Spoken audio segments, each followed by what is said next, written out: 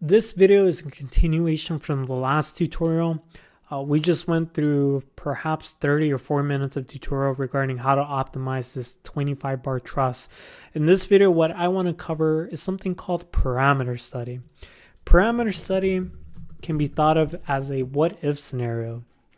What if you selected various combinations of structural dimensions for your structure? What would all of those combinations look like?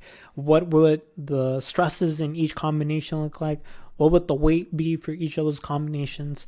In this tutorial, I'm going to walk you through how to perform the so-called parameter study or what if scenario. Now, how do we do this? Here, like I said, we are continuing from the last tutorial, so I still have all of that data available here. So let me just take time to close all of these windows. And the first thing you want to do is follow along with this example. So if you go to the tutorial section, size optimization tutorials, there is an example called parameter study. If you click on the starting PDF files, this is what's going to let you follow along with this example. So let's go ahead and just left click that. A new zip folder is downloaded. Let me go ahead and extract the contents of this. So all of these files here are needed to perform this example, specifically the model and design model PDF files. So let's go back to the web app and start the size optimization web app. We'll go ahead and select all those PDF files I just mentioned a moment ago. So model PDF and design model PDF. We'll select both of those files and upload it to the web app. You notice here that all of the work I've previously did in the previous video has been saved for me. The design variables, the objective, all those constraints are here preserved. Now, in order to perform parameter study, go to settings and mark the checkbox for perform parameter study. And now if you go back to the exporter, this is where you can then export the files. One important thing to note about parameter study, you need to select and specify bounds for each design variable. So here, let me delete some of these. You'll notice one, I have a bunch of error messages here. If I go to the exporter, I'm warned that there are no error messages here. This is special when you perform parameter study or if you perform global optimization or global optimization type 2. You'll see that when I go back to the regular local optimization, the error message goes away. I no longer have to specify these bounds.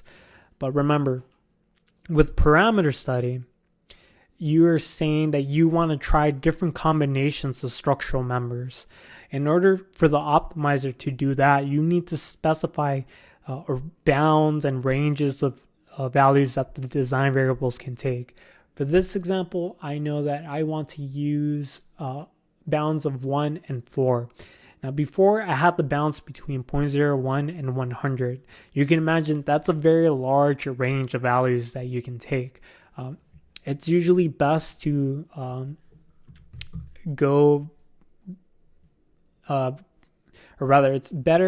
it's best to specify a range of values that are plus or minus 20% relative to the initial value. So here, that's why you can see that I'm using values closer to the initial value. So let's go ahead and update these values.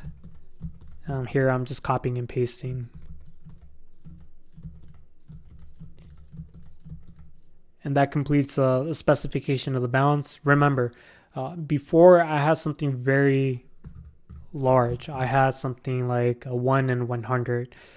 It's usually best to specify bounds that are plus or minus 20% relative to the initial value.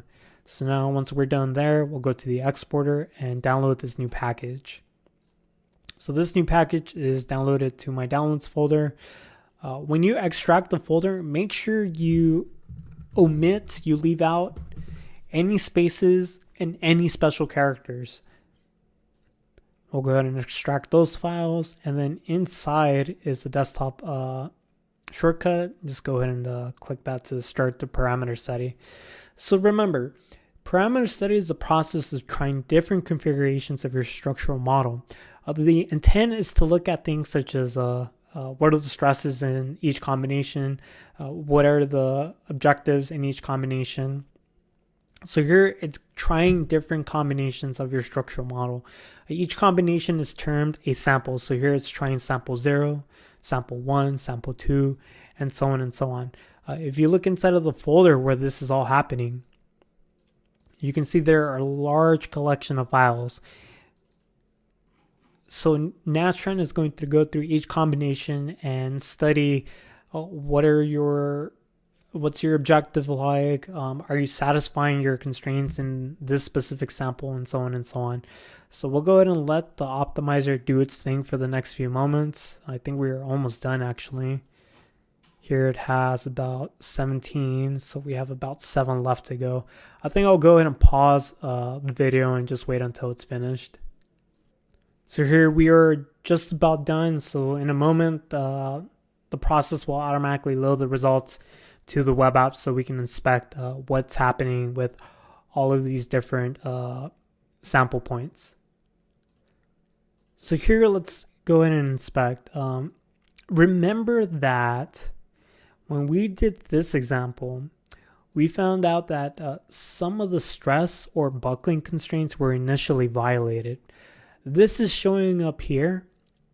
So for sample 0, this was the starting point for the optimization example we previously did. You notice that the bar is actually gray. This means that one of the constraints is being violated. Remember, a positive normalized constraint value means that the design is being violated. Here you see the initial weight, which is 660 units of weight. And this is the same one we started off with back in this example. Now here we can select all the samples and compare what's happening. Number one, when we try different combinations of the design variables, for example, here we have a set of y1, y2, y3, and so on and so on.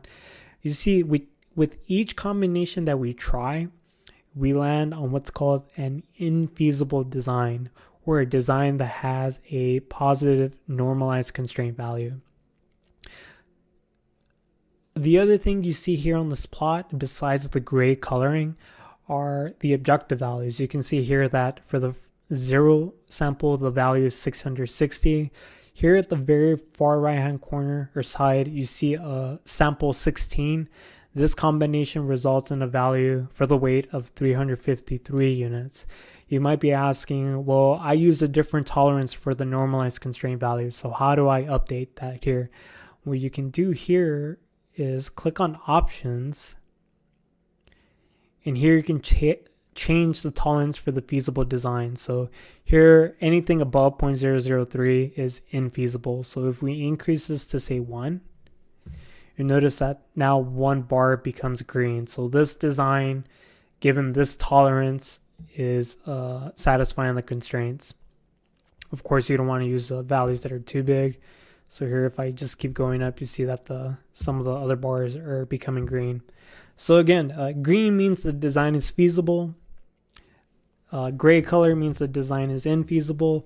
But here, when I tried and performed the parameter study, after all of these different combinations were performed, I found out that none of the designs are feasible. So possibly this might be worth a scenario where you perform what's called a global optimization, where it's going to take every single sample and it's going to try and optimize each sample.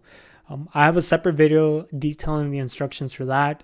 You can refer to the user's guide where that tutorial exists, or you can refer to my YouTube channel where you will also find that example.